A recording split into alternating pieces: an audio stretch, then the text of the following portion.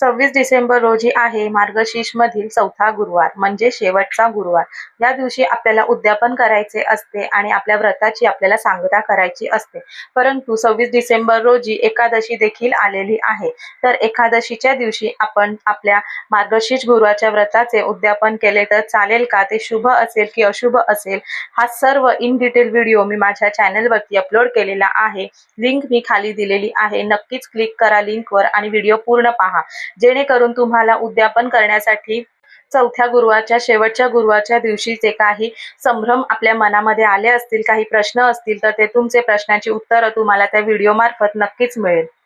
आपण या दिवशी एकादशीमुळे उद्यापन करू शकतो की नाही, उद्यापन केले तर चालेल का नाही, आपल्याला उद्यापन केल्यावरती काही अनिष्ट तरी नाही होणार ना? तर ह्या सर्व व्हिडिओमध्ये मी सर्व काही माहिती तुम्हाला सांगितलेली आहे। नक्कीच व्हिडिओ पूर्ण पहा। श्री स्वामी समर्थ। जय महाकाली सर्वांना।